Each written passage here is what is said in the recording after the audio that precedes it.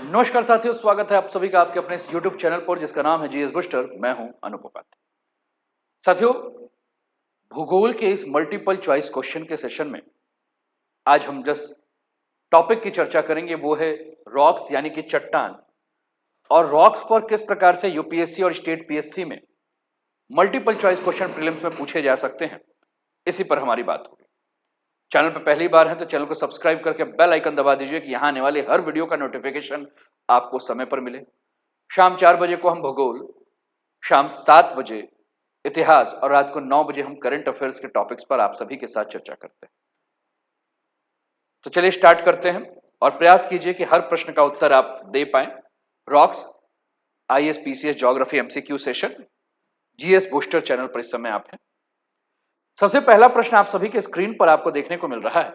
Which layer of earth is defined by sharp increase in seismic wave velocity and marks the boundary between crust and mental.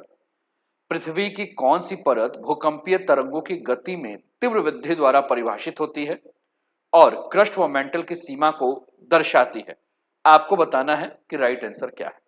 Option है Gutenberg, मोहरिक, Lehmann और कुनार्ड।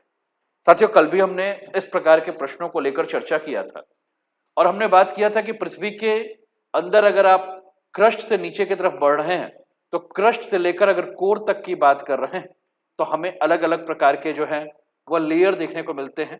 और अलग अलग प्रकार के जो लेयर हैं, यह लेयर डिसकंटिन्यूटी यानी कि असंतता को बताते हैं, जैसे कि कोनार्ड है, मोहरिक है ना, रेपेटी है, गुटनबर्ग है और लेहमन है। अब इस प्रश्न को अगर हम ध्यान से देखें तो ये पृथ्वी की कौन सी परत जो भूकंपीय तरंगों की गति में तीव्र वृद्धि, अच्छा भूकंपीय तरंगों की गति की बात हो रही है और अंदर की बात हो रही है, इसका मतलब ये पूछ रहा है कि बॉडी वेव्स कौन कौन से है ना। दो प्रकार की भूकंपीय तरंगे होते हैं, एक बॉडी और दूसरा सरफेस।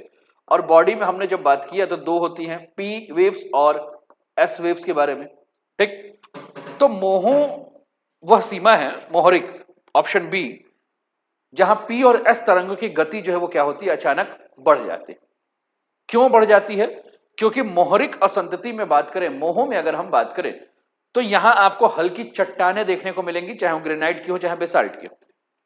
तो यहां जो चट्टानों के में परिवर्तन होता है तो इसके चलते गति में परिवर्तन देखने को मिलता है और यह पृथ्वी की क्रस्ट और पृथ्वी के ऊपरी मेंटल को जो है अलग करती है। और यह सीमा महाद्वीपों के नीचे आपको जो है वो ज्यादा गहराई पे दिखेगी और महासागरों पर इसकी गहराई कम हो जाती है, क्योंकि महासागरों पर जो प्लेट है वो पतला होता है। ठीक, चलिए अगला प्रश्न। पृथ्वी के बाह्य कोर, आउटर कोर के बारे में कौन सा कथन सही है? Which statement about the outer core is correct? यह ठोस और मुख्यतः सिलिकेट से बना है। It is solid and composed mainly of silicates. दूसरा, it is liquid and primarily composed of iron and nickel. यह द्रव्य रूप में है और मुख्यतः लोहा और निकल से बना है। तीसरा, it contains convection of silicate magma. इसमें सिलिकेट मैग्मा का संवहन होता है। और चौथा, इट प्रोड्यूस एस वेव्स। ये एस तरंगों को उत्पन्न करता है, आपको बताना है। प्रश्न को आप ध्यान से देखें। ठीक, अब पूछा है कि पृथ्वी के बाह्य कोर के बारे में कौन सा कथन सही है। अच्छा, पृथ्वी के बाह्य कोर, कल भी हमने एक प्रश्न को ऐसा ही डिस्कस किया था और जब डिस्कस किया था तो आपके साथ एक इफेक्ट के बारे में चर्चा किया था, जिस इफेक्ट को हम डायनोमो इफेक्ट के नाम से जानते हैं। कौन सा इफेक्ट? Dynamo effect. और हमने कहा था कि ये जो डायनोमो इफेक्ट है, इस डायनोमो इफेक्ट में मैग्नेटिज्म जो है वो क्या हो जाता है, मैग्नेटिज्म जो है वो चुंबकत्व जो है वो क्या हो जा रहा है, चुंबकत्व बढ़ जा रहा है ना, चुंबकत्व का दिखने लगा। ठीक, तो कुल मिलाकर अगर यहां हम बात कर रहे हैं तो यह द्रव रूप में है और मुख्यतः लोहा और निकल से बना है। तो किसके बारे में? Outer core. आउटर कोर क्या हो रहा है? आउटर कोर जो है वो क्या है, द्रव रूप, और मुख्यतः किससे बना है? लोहा निकल से बना हुआ है। ठीक, अब जो भूकंपीय अवलोकन होता है ना, भूकंप जैसे एस तरंगे हैं या पी तरंगे हैं, वो कैसे कैसे मूव कर रही हैं, तो उस आधार पर अगर हम बात करें तो हम ये पाते हैं कि एस तरंगे जो हैं वो बाह्य कोर से नहीं गुजरती है, लेकिन वही पी तरंगे जो कि सॉलिड लिक्विड गैस तीनों से जा रही है वो बाहर कोर से गुजर रही है, आउटर कोर से गुजर रही है, लेकिन एस तरंगे जो है वो नहीं। तो एस तरंगे नहीं गुजर रही हैं और एस तरंगे हमें पता है कि केवल ठोस यानी कि सॉलिड में यात्रा करती है। तो इसका मतलब है कि एस तरंगे जो हैं वो क्या है, यहां से नहीं गुजरती हैं, इसलिए ये क्या है, या तो लिक्विड स्टेट में। इसका घनत्व, इसका जनत्व, आघूर्ण और इसका चुंबकीय क्षेत्र जो है वह यह दर्शाता है कि यहां निकल और फेरस दोनों पाए जाते हैं। और वही जो हम लोगों ने कल जियोमैग्नेटिक फील्ड के बाद चर्चा करते हुए डायनामो इफेक्ट की बात की थी, वही बात। ठीक, अगला प्रश्न, पृथ्वी के द्रव्य बाह्य कोर से कौन सी भूकंपीय तरंगे नहीं गुजर पाती? वही सेम प्रश्न है। Which seismic wave can not travel through the earth liquid outer core. ठीक, अभी जो हम लोगों ने डिस्कस किया था, तो एस तरंगे जो है वो क्या है आपका राइट आंसर है, क्योंकि एस तरंगे केवल सॉलिड में और बाह्य कोर जो है वो लिक्विड अवस्था में। अगला, लेहमन असंतति, लेहमन डिसकंटिन्यूटी किस दो परतों के बीच में है? ठीक, आपको बताना है क्रस्ट और मेंटल, ऊपरी मेंटल और ट्रांजिशन जोन, बाह्य कोर और आंतरिक कोर, लिथोस्फीयर और स्टेनोस्फीयर। आपको बताना है कि राइट आंसर क्या है, ए बी सी या डी। लेहमन के बारे में अगर हम बात करें साथी, तो आपको याद होगा कि जब हम डिसकंटिन्यूटी की बात कर रहे हैं, फिर से मैं आपके सामने लिख रहा हूं, जब हम डिसकंटिन्यूटी के बारे में बात कर रहे हैं तो डिसकंटिन्यूटी को आप क्या कर रहे हैं, इतना सबसे नीचे जो लेहमन है, उस लेहमन के बारे में अगर हम बात कर रहे हैं तो हम कहते हैं कि इनर कोर और आउटर कोर के बीच की जो डिसकंटिन्यूटी है, इसको हम लेहमन डिसकंटिन्यूटी या लेहमन असंतता के बारे में कहते हैं। और इसके बारे में जो सबसे पहली बार खोज हुई थी वह 1936 में, 1936 में इंगे लेहमन ने जो है इसकी खोज की थी।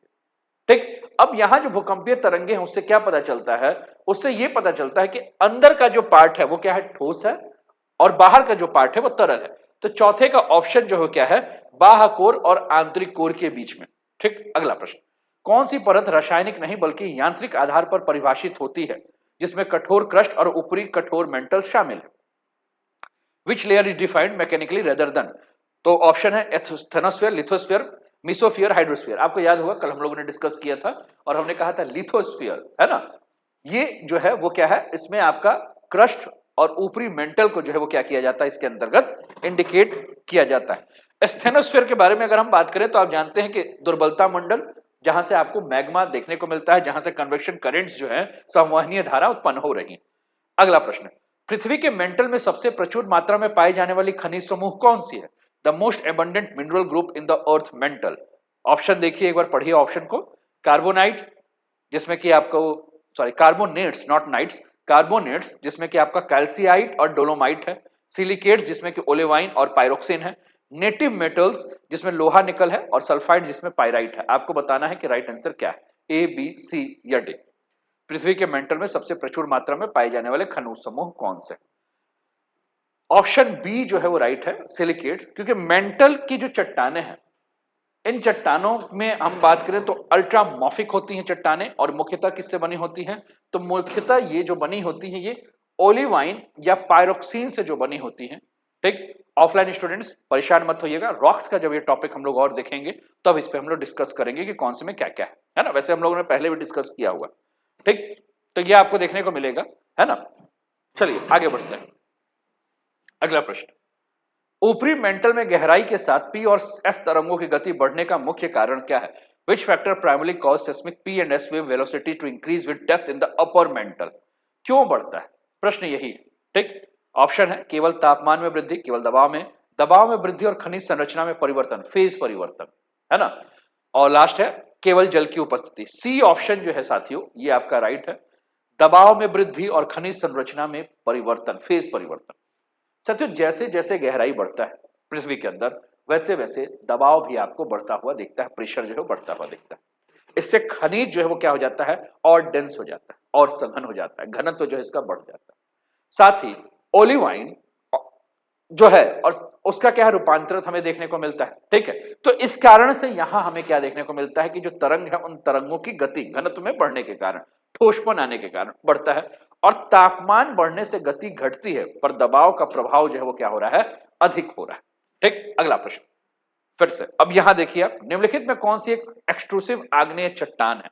विच of the following is an example of extrusive igneous rocks? कौन सा है इसमें जो बाहर आके, ग्रेनाइट, बेसाल्ट, गैब्रो और डायराइट? तो बेसाल्ट जो है वो आपका राइट आंसर है। बेसाल्ट अगर आप देखेंगे तो ज्वालामुखी के जो आग्नेय चट्टान है जो पृथ्वी की सतह पर लावा के तेजी से ठंडा होने से बनता है, और इसकी बनावट जो है अगर तेजी से ठंडा हुआ तो इसके क्रिस्टल क्या होंगे, दानेदार, बड़े बड़े, सॉरी माफ कीजिएगा, छोटे छोटे सूक्ष्म दानेदार, है ना, स्मॉल क्रिस्टल होता है, जैसे कि आपको दक्कन का ट्रैप जो है वो आपको देखने को मिलेगा। ठीक, आगे बढ़ते हैं। ग्रेनाइट किस प्रकार की चट्टान है? बाह्य आग्नेय, अंतः आग्नेय, अवसादी या रूपांतरित? ठीक, सेम क्वेश्चन। तो ग्रेनाइट के बारे में अगर हम बात करें साथियों, तो ग्रेनाइट पृथ्वी के अंदर हमें देखने को मिलता है, अंतःस्थल यानी कि इंट्रूसिव इग्नियस रॉक्स का जो है एग्जाम्पल है। ग्रेनाइट पृथ्वी के अंदर धीरे धीरे ठंडा मैग्मा होता है। क्रिस्टल का आकार जो है वो क्या होता है? क्रिस्टल का आकार बड़ा होता है। ठीक है ना? ऑप्शन में क्वार्ट्ज हो जाएगा, माइका हो जाएगा, फेल्ड्स्पार हो जाएगा। चलिए अगला प्रश्न। अवसादी चट्टानों के निर्माण की प्रक्रिया, which of the following process leads to formation of sedimentary rocks? क्रिस्टलीकरण, लिथिफिकेशन जिसमें कि आपका संपीड़न और सीमेंटेशन है, रूपांतरण और मैग्मा का ठोस होना। अवसादी चट्टान कैसे बनते हैं साथियों? अवसादी चट्टान संपीड़न यानी कि मोड़ पड़ना, ऐसे ऐसे, है ना? तो अवसादी चट्टानें जो हैं तलछट के दबाव और सीमेंटेशन के से जो है ठोस बनती है, और ये प्रक्रिया हमें नदी, झील या समुद्र में जो है वो देखने को मिलती है। अगला प्रश्न। संगमरमर मार्बल किस चट्टान के रूपांतरण से बनता है? Marble is form by metamorphism of, किससे बनता है? ठीक है, तो संगमरमर के बारे में अगर हम बात करें तो संगमरमर का रूपांतरण किससे हुआ? ठीक, तो चूना पत्थर, है ना, ताप और दबाव से जो है इसका मेटामॉर्फिज्म हुआ, रूपांतरित हुआ है, कायांतरित हुआ है। ठीक, चलिए आगे बढ़ते हैं। रूपांतरित चट्टानों के बारे में सही कथन कौन सा है? Which of the following statement is true about metamorphic rocks? Way magma के ठंडा होने से बनती हैं, वे तलछट के दबाव से बनती हैं, ये पूर्ववर्ती चट्टानों के ताप और दबाव से रूपांतरित होने से बनती है, वे हमेशा परतदार होती है। आपको बताना है कि राइट आंसर क्या है ना? छठवां प्रश्न आपके स्क्रीन पर है। ठीक, तो साथियों यहां अगर हम बात करें तो रूपांतरित चट्टानों में सही कथन कौन सा है? रूपांतरित। ठीक, तो ये सी जो है ये पूर्ववर्ती चट्टानों के ताप और दबाव के रूपांतरण से बनती है ना? तो ये आपका जो है वो क्या है? आपका सही उत्तर आपको देखने को मिल रहा है। ठीक है ना? क्लियर है? ठीक, छठवां प्रश्न है क्लियर, ताप और दबाव से। चलिए अगला प्रश्न आपके स्क्रीन पर, सातवां। निम्नलिखित में से कौन सा स्थल रूप लैंडफॉर्म आग्नेय क्रिया से बनता है? डेल्टा, मोरेन, लावा का पठार या बालू टीला? तो लावा का पठार हम जानते हैं कि किससे बन रहा है आपका? लावा का पठार अगर हम बात करें तो ये मैग्मा के लावा का जो है व्यापक विस्फोट और उसके ठंडे होने से जो है वो लावा का पठार बन रहा है, जैसे भारत में डेक्कन का पठार। अगला प्रश्न। जीवाश्म फॉसिल प्राय किस प्रकार के चट्टानों में पाए जाते हैं? Which type of rock is most content fossil? आग्नेय, अवसादी, रूपांतरित या इनमें से कोई नहीं? ठीक है साथियों, इसमें अगर हम बात करें तो बी अवसादी यानी कि जो सेडिमेंट्री रॉक्स होते हैं, इसमें आपको क्या देखने को मिलेगा? इसमें जीवाश्म, जीवाश्म का मतलब फॉसिल्स। क्यों? क्योंकि इसमें ताप कम देखने को मिलता है और इसमें दबाव जो है वो हमें कम देखने को मिल रहा है। अगला प्रश्न। सबसे अधिक उपजाऊ मिट्टी किस चट्टान से बनती है? Which rocks is the parent material for the most soil? Basalt, संगमरमर, नाइस और सिस्ट। आपको बताना है कि राइट आंसर क्या है। साथियों सबसे अधिक उपजाऊ मिट्टी जो है वो आपको बेसाल्ट की चट्टानों से, बेसाल्ट की चट्टानों के अपक्षय से जो है वो रेगुर मृदा या ब्लैक सॉइल, काली मृदा बनती है, जो कपास की खेती के लिए जो है वो क्या है? बहुत ही ज्यादा उपयोगी है। अगला प्रश्न। निम्नलिखित में से कौन सा सुमेल गलत है? Which of the following not correctly match? Slate, gneiss, quartzite, चूना पत्थर। सेल से, ग्रेनाइट से, बलुआ पत्थर से, कोयले से। मतलब कौन सा स्लेट से क्या बना है, नीस से क्या बना है, क्वार्टजाइट से क्या बना है, चूना पत्थर से क्या बना है? यह प्रश्न जो है वो आपको देखने को मिल रहा है, इसका उत्तर आपको देना है। अब यहां क्या लिखा है? चूना पत्थर कोयले से, तो ये मैचिंग जो है वो आपका गड़बड़ है ना? चूना पत्थर कोयले से नहीं बनता है, जबकि चूना पत्थर किससे बनता है? कैल्शियम कार्बोनेट के निक्षेपण से बनता है। कोयला किससे बनता है? कोयला पौधों के अवशेष, जीवाश्म से जो है वो क्या बन रहा है? आपका कोयला बन रहा है। तो ये रहा आज का सेशन साथियों, कैसा लगा जरूर बताएं, और चैनल पे पहली बार है तो चैनल को सब्सक्राइब अवश्य कीजिए और लाइक कर दीजिए, कमेंट कीजिए और शेयर कर दीजिए। अपना ध्यान रखिए, स्वस्थ रहिए, मस्त रहिए, तंदुरुस्त रहिए, हंसते खेलते मुस्कुराते हुए जीवन का आनंद लीजिए। जय हिंद, जय भारत।